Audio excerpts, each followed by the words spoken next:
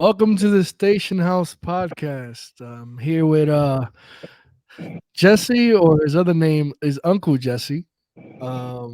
Today we have a very special, well, a very sad but very um special day because today is a 9/11 special um episode, and I'm here with Jesse. And how you been, Jesse?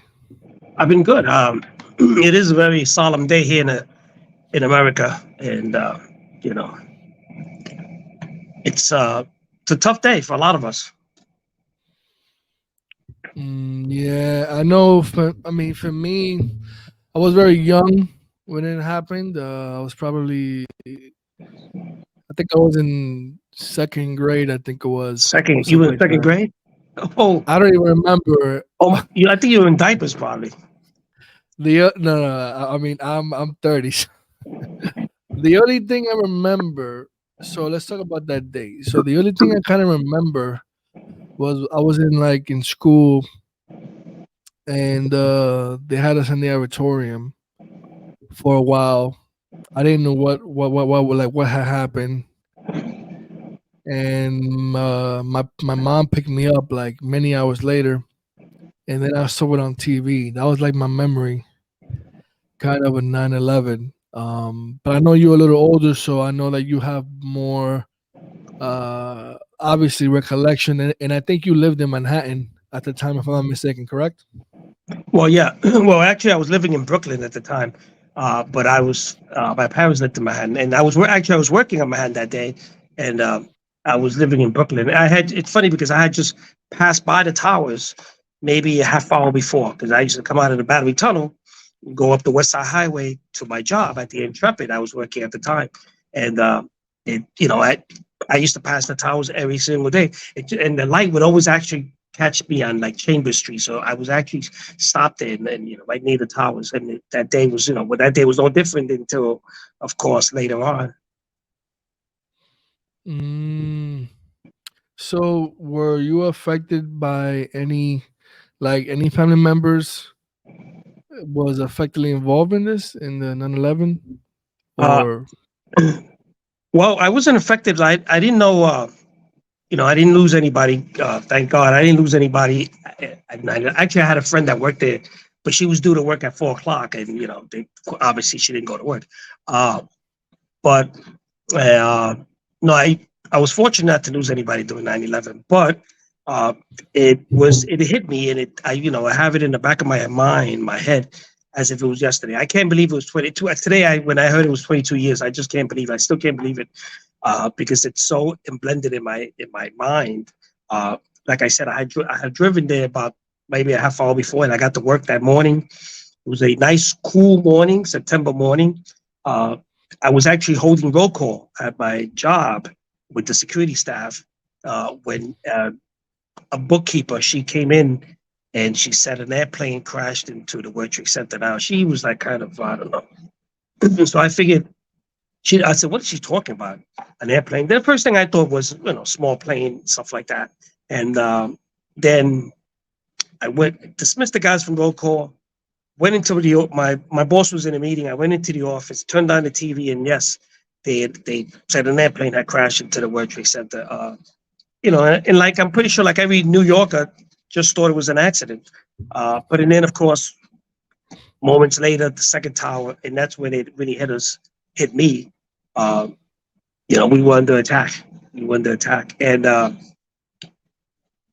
we went with all the bosses were in a big meeting, a staff meeting. We had to go interrupt the meeting and tell them, this is crazy. This is America's under fire, and watching TV, and I remember about an hour later, the FBI drove into the place. It was lights and sirens, cars and cars after cars, and they requested to take over the Intrepid Museum, which is an aircraft carrier docked in the West Side, and it's pretty big. So the FBI requested to take over as a command cell, and they set up computers and desks and all that stuff, and they locked down the place. They shoved a garbage truck in front of our place with sandbags and armed guys out there, and Everybody, all the staff from the museum was dismissed. It was sent home. People were jumping on circle line boats and whatever boat could get them out of New York to Jersey, out of New York because New York was under fire. And I actually was stuck at work for 2 weeks. I worked at the Intrepid. I was there for 24 hours. We were just hanging out. Basically, the security staff had to stay there, and I slept in my car for 2 weeks. And we every time we ordered food, we had to go out and meet the guys because there was armed guys out there making sure because the FBI was in there. What the FBI was doing at the Intrepid was they were collecting information, leads, and then so often you would see them zoom out in cars and then come back and they were looking at leads because nobody in the beginning knew what the hell was going on. It was just a lot of confusion. So that's basically what I did, and the Intrepid served once more. Served the U.S. once more because the Intrepid, as you know, was a wartime ship and served in World War II, Korea, Vietnam, and it was decommissioned and then set up as a museum. But once again, it came out and it served America once again. So, like I said, I remember like it was yesterday. Yeah. Wow. So, um, obviously, when you heard about it, and did you actually went to the site afterwards, or? I believe about 2 days later, I went to the site with my boss. We was a retired detective and the director of operations from the Intrepid, and we went down there to see what was going on and to see offer our help in any way. And it was a war zone. We got there, and the whole area, of course, was closed down. They had tables. They were giving out paper masks. Nobody knew the danger at the time. The asbestos in the air. They were just giving out those paper masks. You put on a mask, and the air was very heavy, and they had tables set up with water and snacks and granola bars and stuff like that. And we went in there, and it was a sight that I would never forget. It was a war zone. It was a typical war zone. There was this dust in the air and on the floor in the streets. It was thick. It was thick. It looked like snow. Actually, it was all this white dust on the floor. Everybody was all dusty. The cars were dusty. We walked through the area. They had a spot where they were piling up the cars as with cranes. It was taking the cars, and they even had a fire truck that was crushed by the towers. And there was a car actually that was there with the lights still on, piled up on top of this thing. We walked in the area that we saw office buildings with the windows blown out.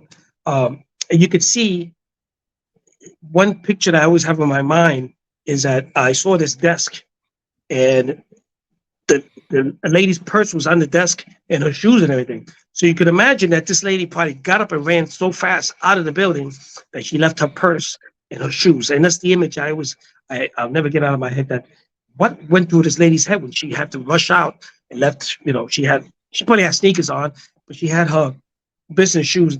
She left them there. She left her purse behind. People just got up and ran, and it's like I said, it was a war zone, and you had to be there to live it and to see, and it's something that sometimes comes back as a nightmare, and it really, and to this day, it's affecting people not only physically but also mentally. I'm pretty sure there's a lot of people who still suffering not only physically, like I said, but also mentally from the after effects of 9/11. Yeah,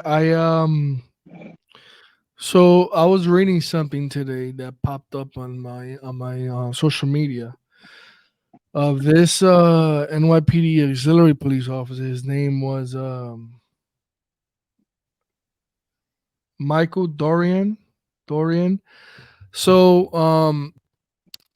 that auxiliary officer is famous because he was there like as soon as it happened, assisting to clean like for the cleanup for Ground Zero, and later on he had gotten cancer, but the city didn't want to help him because he didn't have any proof he was there.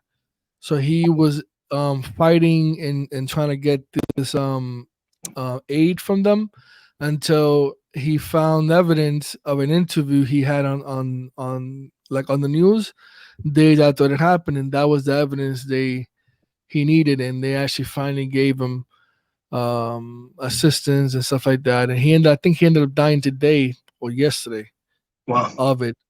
So it's actually on my social media. So Well, whenever you get a chance to look at my story and you actually see his story and stuff I like mean, that. like I said, there's a lot of people still suffering from it today, and you know, it's a funny way the thing you mentioned that because my boss, there was a fund set up to not to give them money, but to have them like checked out, like given a physical every 6 months or every year to make sure that no cancer and all that related from 911.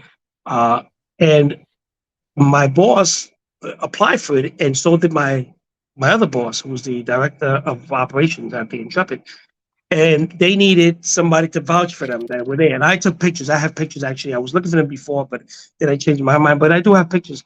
So I had pictures of them being there. So they sent me some paperwork, and I had to vouch for them. So my operations boss, myself, we vouched for my director of security, and the director of security vouched for his boss and me. So I vouched for both of them, and they were supposed to send me some paperwork to have myself checked out every year and everything, and that didn't happen. So, I mean, I have a lot of health issues. I have, I don't know. It could be related to that.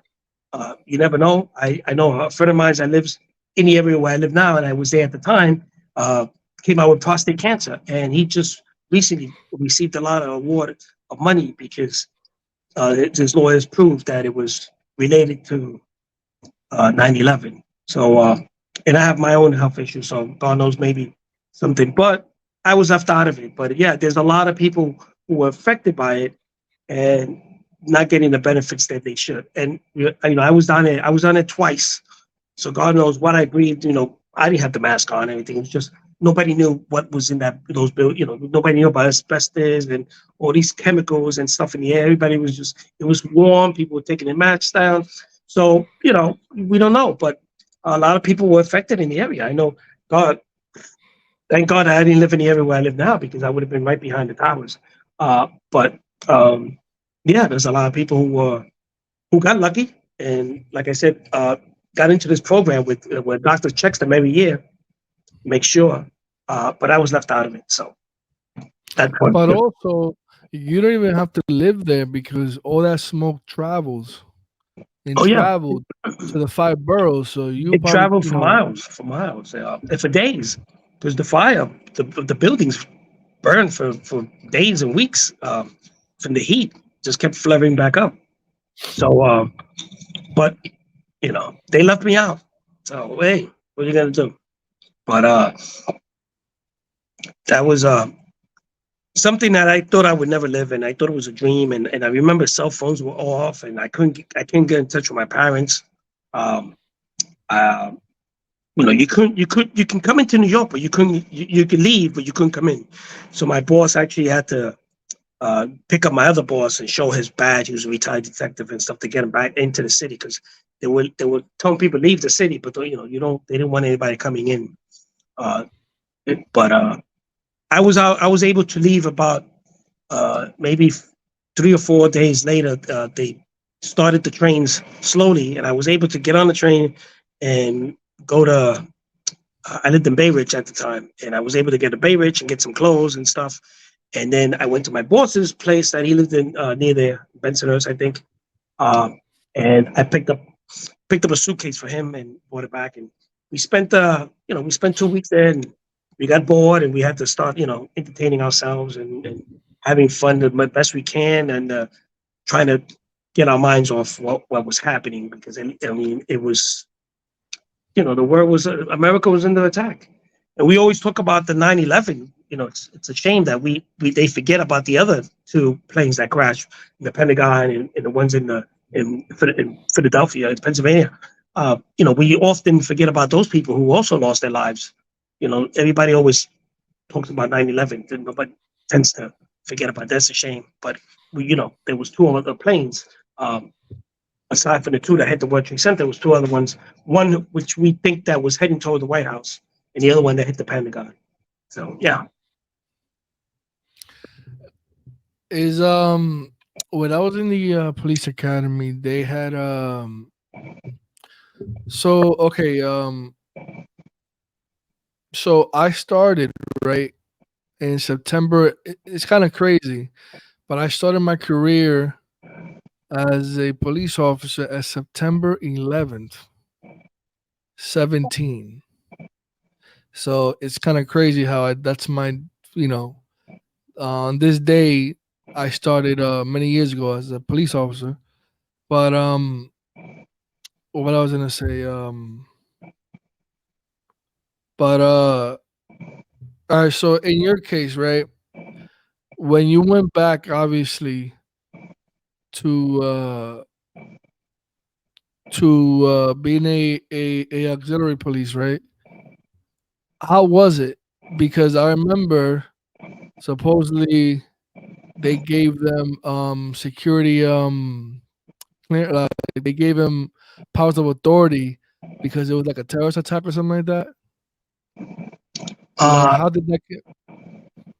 Uh huh. well, well, unfortunately, I couldn't be down there as an auxiliary because I was, like I said, I was stuck at my job, so I wasn't able to go there and perform my auxiliary duties because my job would let me because I was stuck at my job. But I think the mayor something declared power of, because that's what they do in the time of the auxiliaries in time of war and time of man-made disasters and stuff like that. The governor and the mayor has a right to declare and change the status as an A active. lot of people don't know that the reason. So the reason why pretty much volunteer police in America started was in World War II because everybody was shipped to war and they needed somebody to protect the city while the officers go to war. So that's pretty much the origins, if I'm Yeah, not mistaken, right? it started out as civil World War defense. II. A lot of people Yeah. don't know that, but if you go to history, actually in headquarters in auxiliary headquarters in Queens, they have an original badge, a shield, and it says CD on it. It stands for civil defense, and it was for times of war. Like they used to have. You would never remember this, but they had drills where the kids had to get underneath their desk on bomb raids and stuff to practice. And fallout shelters. So some of the old buildings. I remember when I grew up, there was signs and it was said fallout shelter, and what that meant was if there were bombings taking place, you had to go hide out in a fallout shelter. You know, America has changed a lot, but it was in those days. So in 1952, I think it was President Truman who signed into effect an act that every state of New York City of New York of America, every state of America has to have an auxiliary police force. In one way or another, in some states they call them reserves, auxiliaries. Some of them are, some are armed, some are not. But they mandated. Every state is mandated to have some kind of police reserve for times of war and times like this, like 9/11. We have to have that kind of reserve, and that's signed into effect by President Truman in 1952. A lot of people don't know that history of the auxiliary program, and it started out as civil defense and then it integrated into the police department. And throughout the years, it's gotten, we've gotten bigger. It's over 5,000 members right now, and it's the size of a lot of bigger than a lot of small towns in America. The auxiliary police force. Yeah. So what changed from before 9/11 to after the program? Like because when I was there, right? Sadly, but every time a NYPD police officer gets murdered, killed, however you want to call it, they always had some type of they always had different rules coming into play. So I know that's a very traumatic situation, obviously 9/11. So what changed? Like when when you went back, like, was there any type of rules? Did they tell you guys to go over there? Like, what was it? Like, Well, well, you know what I'm saying? Like, what changed the program? I didn't notice. I didn't notice too much change. I know that I was out of the program for I don't know for a while, and we came back. But they did. We did some training. I remember going to actually Fordham University. We took some training, basic training of terrorism. We were issued the mask. We didn't have that mask before, and in case of chemical warfare, whatever, the police were issued a mask, and then the auxiliary force fought for mask, and now we have also those masks in case there's some kind of chemical, thrown into place. We have that mask, put on it, and we were trained in how to put on the mask and what to do with the mask. It's so that was part of the equipment that we were given, and we were given some kind of course, like I said, in Fordham University about terrorism. Yeah, a lot of people didn't like. A lot of people don't know that those masks. Well, they updated now. I've seen Yeah, them now. yeah. Before the mask was like this big. It was like a brick. And Well, the mask is when you definitely the mask is so you can get out. That's what we were taught. It's funny. 15 minutes, right? The guy who was 15 minutes. training us told us it's like 10 minutes of the mask. And he says it's a get the hell out mask. He says, if your partner's on the floor, he's probably dying already. He says, get the F out. He says, the mask is for you to get out. He says, just leave everybody be, don't try to help somebody who's already on the floor choking to death. He says, It's true. it's for yourself. Get the F out, and that's to save yourself. And you got 10 minutes on that mask, and that's it. And the mask, yes, like you just mentioned, those masks have to be updated every couple of years because they go bad. And I'm pretty sure some of the auxiliaries have walking around with masks that are outdated. I know. I think we have And masks. We have masks that's outdated, just like we had and, vests that were outdated. Now the vests were we got new vests now. But it takes a disaster, unfortunately, to get these things into place. and the one thing I remember about the mask. Oh my god. I hated it. It kind of gave me nightmares And in you the still got we're supposed to academy. carry it. I don't carry a mask. The hole you gotta put your head in is literally a size of a quarter. Yeah, Size of a quarter, and you got it's too oh crazy. my god. It's crazy and it's heavy on your belt, and that's why no one wants to carry it. I don't know any of my guys carry it anymore. I don't carry one. So it's I mean I obviously haven't seen no hold your cops breath carry and that either. run. Hold your breath and run. You got Yeah, 15 minutes, that's it. yeah, yeah. With the mask, you got 10 to 15 minutes. You're dead. But it's a shame the way that America changed. It's something that um, like I always look at like when we were attacked in Pearl Harbor. You know, 9/11 is my Pearl Harbor, my generation's Pearl Harbor. Or the older people remember that dreadful day, when Pearl Harbor was attacked. Um, and I remember 9/11. So that's my Pearl Harbor. And I hope that it never repeats itself. They say history repeats itself when we learn from our mistakes.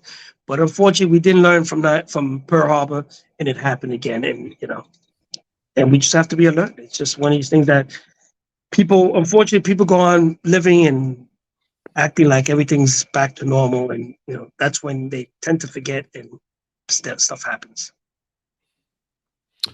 It's I don't know what I would do. Like especially those officers that survived when they were trapped in there for like 4 days, I think it was, with no food, no nothing. Yeah. Um it's crazy to think that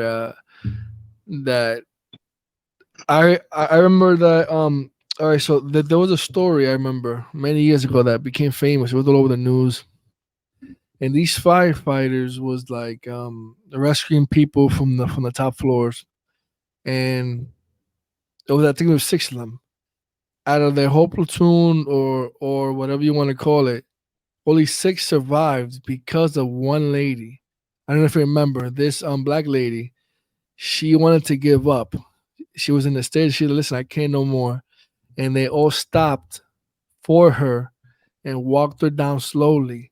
By the time they hit, I think the sixth floor or whatever floor it was, because of her, they all survived because that floor stayed intact.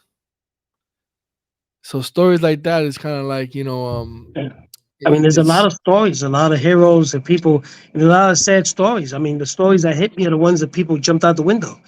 I mean, you can imagine that you're so desperate that you jump out the 80th floor window. I mean, it takes a lot for you to jump out. You know you're gonna die one way or another. The intensity of the flame and the heat. People were jumping. People were seen jumping off the side of the buildings. 80th floor, 70th floor, floors that you knew you wouldn't take a stand, but you knew you were gonna die one way or another. So those are stories that really hit me. Like wow, it takes a lot for you to open to just walk up to a window and jump I out. don't know if I don't honestly I don't know what Well, I I would think when do. that flame would hit you, your butt, you jump out the window. You I jump don't out. know what I would do, man. I I mean, I don't just sound to be funny, but you will jump out the window. I think when the heat is on you, it's crazy the thought of it. Uh, just the thought of the fact that you have to pick or something, I mean, you just know, it, imagine people that were working and looked out the window. That's what gets me. That's another picture that gets me. You're standing at your desk. You're working on your computer, and you turn to your right or whatever, and you see a big, huge plane coming at you, and there's nothing you can do. Imagine that. I mean, it had to be quick, but just imagine those last thoughts that you have when you see a big, giant airline, not even a small plane, an airline heading toward your window, and you have nothing to, you have nothing to say, you have nothing to do, you have nowhere to go. That's and that's then uh that's crazy. and that and that fire that you mentioned, it was so because of the fumes and the gasoline Yeah, the or jet whatever you fuel. call that. The jet fuel burns at high temperatures. It was so hot that about what, like 99% of people evaporated. Like they People just evaporated. vanished. People evaporated, and that's what caused the buildings to collapse as well. The heat. The buildings probably would have survived. They say just the plane going right through, but the heat of the jet fuel made the metal buckle. Because remember, World Trade Center. I was there. I remember when the World Trade Center was built. Wow, I'm going way back. But I remember as a kid when they were being built, and I remember when they opened up, and it was all steel. And this was like one of the first times that they start creating a building, building it like this, and they just buckled and imploded, not exploded, but imploded, and that's what caused the buildings to collapse. The heat, the beams just couldn't take it. It just collapsed, which was good in one way because if it would have exploded, it would have destroyed blocks and blocks of buildings and everything else and people. So all of it just imploded inward. Um, the top came down and just went straight down. And but it's a day like I said I'll never forget.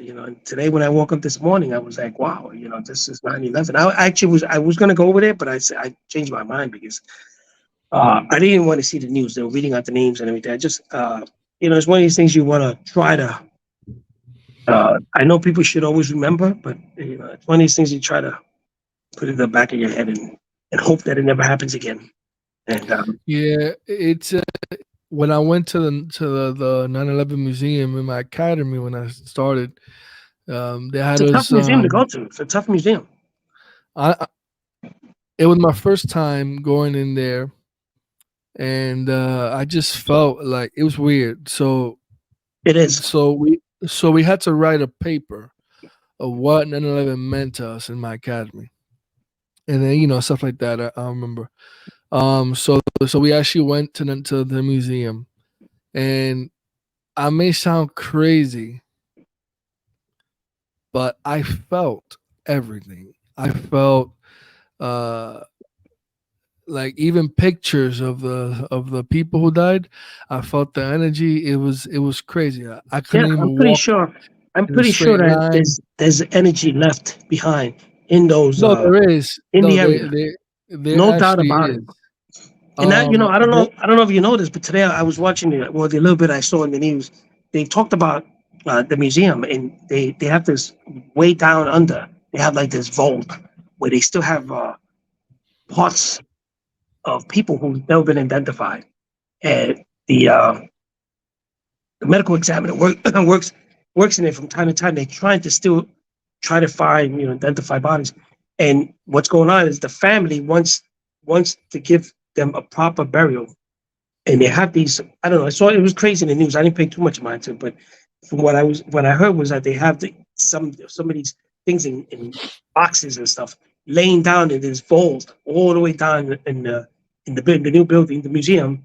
Um, and people want the want whatever's left so they could bury it and put it somewhere where they can go to, and and they're fighting, and they're going to all kind of politicians and everything, and nobody's been able to help them, and they want these things back given to families and stuff, and for some reason it's still sitting in that vault down in the bottom of the museum. It's crazy. I just heard that for the first time today in the news.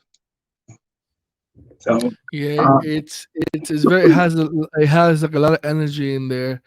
There's a room. There's a room in there that it has like pictures. But when I walked in there, it's like best way to describe it. It's like I walked into a room and there's nobody there, but you feel people's energies there for the pictures, and it's like they're following you. It's like there's so many people around you I mean, all there's so at many once lost souls, and of course. that you can't even breathe. Now, I don't really like talking about this a lot because a lot of people don't believe it or vice versa. But I'm an empath. What that means is, I sense energy and if you believe it or not, spirits and stuff like that. The minute I walked in there, it was just so many. I want to say people around me, but they weren't around me. It was insane. Like I had to walk out because everywhere I go, it's like they were like lost. It's like they're like it's crazy. I never been there back again. It was so intense, especially certain room that they had their pictures all over the place, Of and, course. it's like they were surrounding you. It was insane. I literally had to walk out I and didn't even mean, finish the the tour. the the thousands of people lost, and people who were never found. People who were vaporized, people who were just it turned into dust. I mean, it just that those people, those souls. You know, that's if you believe in that stuff, it souls inhabit. Inhabit that area where they last were last when they're not resting in peace. I'm pretty sure the souls, they're not resting in peace. They And died they too also early. It wasn't their time, and they were died under these circumstances, and they still around.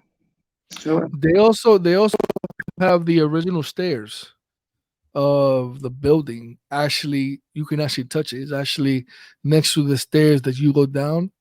So the original stairs of the building is there. They actually cut it up and actually they have the original stairs there. They have. I mean, have you been there before? No, I've never been in the building. I don't think I don't think I would want to. I mean, I would like to, but I think that the energy would be too much for me. They have a lot of police vehicles destroyed down there. They have it's humongous. They have everything from EMS trucks destroyed down there, full EMS trucks, full police cars, full We we we the at the white cars. Intrepid, we actually opened up an exhibit in memory of 9/11. And while I was down there, uh, I was asked to pick up stuff, which was considered evidence, but lock me up. I don't care. But I had a book bag and I threw in a bunch of stuff, artifacts, and pieces of metal and stuff like that. And we were able to set up an exhibit at the Intrepid Museum in honoring 9/11. And actually, one of the mannequins had the police uniform, the ESU uniform that the mannequin was wearing belonged to my boss's son, who was there, who now is retired, a cop. Uh, uh, but we got these uniforms, and we got these parts and papers and whatever I could fit in my book bag. We had a window of one of the planes and stuff like that, which we weren't supposed to remove from there because that was evidence. But anyway, who's gonna come after us now? But yeah, at the Intrepid we had an exhibit. It was a pretty nice exhibit. With a whole wall with the buildings in the background drawn, and we had the artifacts there. I'm pretty sure the Intrepid still has that stuff somewhere stored away. Um, and that's what I went down there to get some stuff down there. But And is the hopefully, Intrepid still there? no, the Intrepid's still there. It still lives on. It went away for 2 years while at the end of my career there, uh, it went away for 2 years and it was refitted and all that stuff. And the brand new pier was put up and they came back after 2 years. So I had the pleasure of riding on the Intrepid, actually riding on it when it was being pulled back by tugboats from Staten Island. So, you know, and we unveiled, actually, when we were passing Ground Zero, which was at the time still under construction and everything, we unveiled I forgot how many feet, this huge American flag, and we threw it off the side of the ship. We hung it on the side of the ship to salute Ground Zero. So I remember that when we did that. So, I have my part of history in this 9/11 thing that happened. Wow, that's actually a good story. You said that. I know that there's I read this thing when I went to I the mean, I, 9/11 I live museum. I live right, how close I live right there. So I've gone I passed by and stuff, but it's just not an area that I want to go to every day. And what pisses me off of going there is that people it's become a tourist attraction, and I understand that people want to go down and see but it's become like an amusement park. And the wall, where the buildings once stood, there's a wall around it with the names. And the last time I was there was a guy laying down on top of the names, and his girlfriend was taking a picture of him, and he was smiling, with the stupid, the gang signs up and thing. It is stupid. And that pissed me off for somebody to be laying top of names and taking a picture with gang signs, thinking it's cute. It's a place where people lost their lives. It's a solemn place. It's it's a sacred place. It's like it's like going to Pearl Harbor with the museum in Hawaii and jumping around, taking pictures. It's not a fun place. It's not a place for you to take your kids and jumping all over the place and jumping on top of names and stuff. And that's what I disagree on. I understand people want to go pay the respect, but the majority of people do not go there for pay respects. They go there to have fun and to see something out of curiosity. It doesn't mean shit to them. And that's what pisses me off. I know one quick story because we're running out of time, but I remember I was reading and most of the police officers that had died there, they didn't find their bodies or nothing. No, I there's so know many people I know that missing. that they So many. found they found the police officers. The ones that they did found, the reason why they found them is because of their guns. So those that had Glocks, since the Glocks are hard plastic and melted completely, but the ones that had, I think the Smith and Wesson, I think it's called, it's an all metal firearm.